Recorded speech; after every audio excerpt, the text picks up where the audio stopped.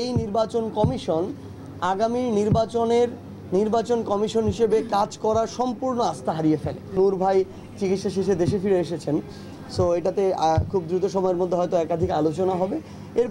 এরপরে আপনারা সিদ্ধান্ত জানতে পারবেন। দেখেন, আমরা স্পষ্ট করে একটা কথা বলি, আমরা যে পার্বত্য চট্টগ্রাম বলতে 3টি জেলাকে বুঝাই বা আমাদের পাহাড়ি যে জেলাগুলোকে বুঝাই, এটা আমাদের বাংলাদেশের অংশ এবং বাংলাদেশের সার্বভৌমত্বের সাথে এর প্রত্যেকটি সম্পর্ক জড়িত। আমরা বাংলাদেশের সার্বভৌমত্বের সাথে কোনো ধরনের বিন্দু মাত্র আপোষ করার আমাদের সুযোগ নাই। যারা এর বিরুদ্ধে ষড়যন্ত্র করবে, দেশের ভিতরে বসে থেকে হোক, দেশের বাইরে বসে থেকে হোক, তাদেরকে বাংলাদেশের সরকার বলি, প্রশাসন বলি, আইন শৃঙ্খলা রক্ষাকারী বাহিনী বলি, কিংবা সেখানে দায়িত্বশীল যারা আছেন সেনাবাহিনী থেকে শুরু করে, এই ষড়যন্ত্রকারীদের বিরুদ্ধে অবশ্যই তাদেরকে সর্বোচ্চ কঠোর ব্যবস্থা নিতে হবে। এই ক্ষেত্রে সবসময় জনগণের যে সহযোগিতা, জনগণের যে সাথে থাকা, এটা সরকার এবং প্রশাসন তাদের জায়গা থেকে পাবে।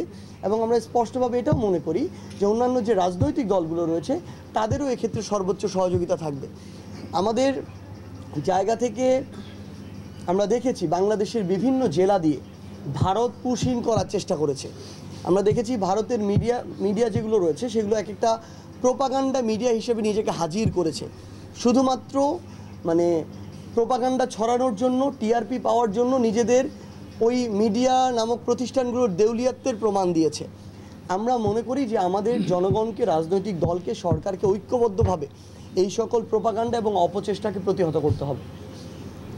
আপনারা প্রতীকের বিষয় বলেছেন, এই বিষয়টা নিয়ে আমরা বারবার কথা বলেছি আমাদের জায়গা থেকে।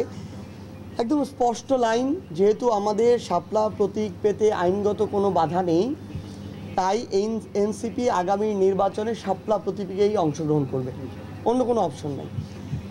আমরা নির্বাচন কমিশন তাদের জায়গা থেকে আমরা অনুরোধ করব, তারা যেন নিজেদের স্ট্যান্ডার্ডের প্রমাণ দেয়, তারা যেন ওই মার্কা যেগুলো আছে, যেগুলো বাংলাদেশের মানুষের সামনে যে কোনো একটা রাজনৈতিক দল, অতীতের, বর্তমানের কিংবা আগামীর যে কোনো একটা রাজনৈতিক দল যেই মার্কাটা নিয়ে একটা ডিগনিটি শো করে তারা তাদের জায়গা থেকে নির্বাচন করতে পারবে, জনগণের কাছে যেতে পারবে, ওই ধরনের মার্কা আমরা তাদেরকে ওই লিস্টে ইনক্লুড করতে বলবো। এবং যেগুলো মানুষের হাসির খোরাক যোগায়, সেগুলো যে কোনো দলের জন্যই সেগুলো আসলে ওখানে থাকা উচিত না। এটা তাদের স্ট্যান্ডার্ডের প্রশ্ন, এটা তাদের রুচিবোধের প্রশ্ন।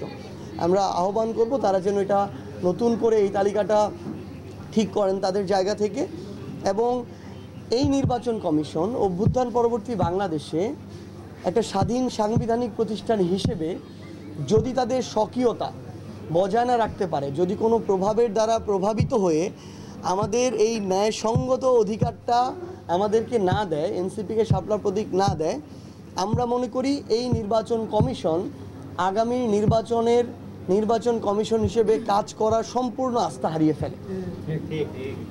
যেই নির্বাচন একটা দলকে একটা মার্কা দেওয়ার মতো মেরুদণ্ড দেখাতে পারে না, যেই নির্বাচন কমিশন, সেই নির্বাচন কমিশনের কাছে একটা দেশের জাতীয় নির্বাচন, তা আবার অভ্যুত্থান পরবর্তী বাংলাদেশে আমরা কিভাবে আস্থা রাখবো, এই প্রশ্নটা আমরা তাদের কাছে রাখলাম। আরেকটা প্রশ্ন ছিল আপনার, এটা আমি প্রথমেই বলেছি, এটা হচ্ছে আমাদের যারা ঐক্যমত্য কমিশন প্রতিনিধিত্ব করছেন, স্পেশালি এটা আমাদের পলিসির বিষয়। আমাদের এই পলিসিগত বিষয়গুলো আহ্বায়ক সরাসরি কথা বলেন এবং সদস্য সচিব সেখানে প্রতিনিধিত্ব করছেন, সেই বিষয়ে তারা তাদের অপিনিয়ন দেবেন। আমার দুইটা প্রশ্ন ছিল। সম্প্রতি আপনাদের দলের আহ্বায়ক নাহিদ ইসলাম বিএনপি ও জামাতের সাথে পৃথক বৈঠক করেছে, তো এরকম একটা গুঞ্জন শোনা যাচ্ছে যে আপনারা ওনাদের সাথে জোটে যাবেন কিনা। এক, দুই হচ্ছে গণ অধিকার পরিষদের সাথেও একটা এরকম গুঞ্জন ছিল যে আপনারা জোটবদ্ধ হতে যাচ্ছেন, এই বিষয়ে আপনার বক্তব্য জানতে চাচ্ছিলাম।